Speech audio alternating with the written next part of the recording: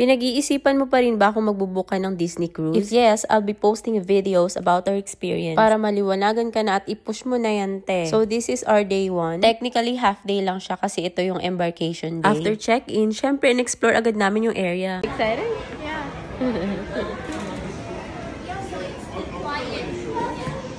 Pagpasok nyo pala, i-announce nila yung family name nyo and bongga na agad yung pa-welcome. Agahan nyo mag-check-in para masulit nyo yung first day. Let's make it nice with the pictures. Hello, this is Joe. Mexico.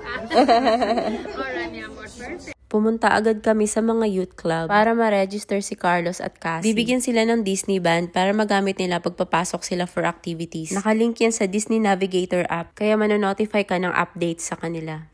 Next, mag-room tour naman tayo. Walang view yung kinuha naming room kasi matutulog lang naman kami dito. This is called the Deluxe Inside Stateroom. Para sa amin, enough yung space niya para maka-move around kami, malagay yung maleta, at makapag-relax pa din. By the way, may host na naka-assign sa room niyo. Magugulat na lang kayo kada pasok nyo, maayos na naman ulit, tas may pa-chocolate pa. Disney Cruise is well known for its exceptional service. Sobrang babait, friendly, at helpful na mga staff. Tip number 1 pala guys, don't forget na magdala ng adapter. Ito pala yung bathroom, meron pa siyang bathtub. Good news, hiwalay ang toilet para sa taong mahilig tumambay dyan. Kasi, at dahil Disney Cruise ito, syempre maraming Disney characters. Each character may schedule sa Navigator app. So if gusto niyo magpa-picture, pupunta kayo sa time and then pipila kayo. Wow! Smile! Look here! Cassie, smile here! Hey, look! Mommy, look! Yeah! I saw the big ship over there. Ito naman yung mga makikita sa best area, ang Deck 9.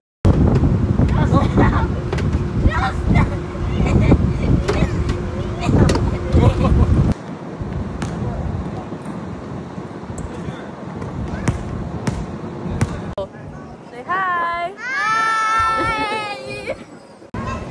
Wow, Cassie! There's a slide! Ang isa sa mga highlight is yung dinner time. You will rotate through different restaurants each night for a unique dining experience. On our first night, we dined at Animator's Palette. They'll ask you to draw your character first. Pero seryoso yung kinakarin mo yung pagdadrawing niya.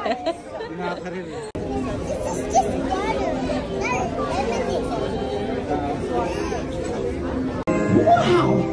Now that's what I call a colorful entrance. Oh!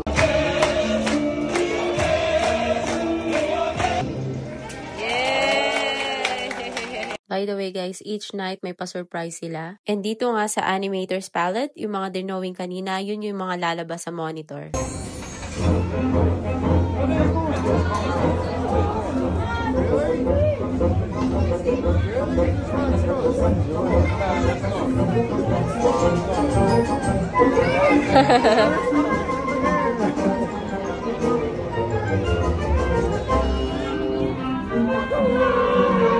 Where's yours? I saw it. It was like...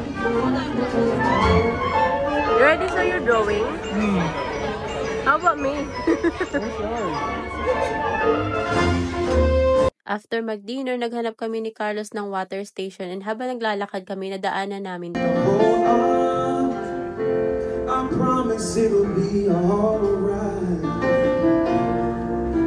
Merong list of activities hanggang midnight, lahat yan nasa app. Maraming area na pwedeng puntahan at tambayan. May water station malapit sa area na to, kaya ayan, nag-video-video na rin kami. Another tip yun guys, magdala kayo ng water bottle. Walang drinking water sa stateroom, pero pwede ka mag-unli refill ng drink sa Deck 9 at sa water stations. This is just a snippet of our day 1. Please watch out for our full vlog to see our entire experience. Yan lang muna guys, bye!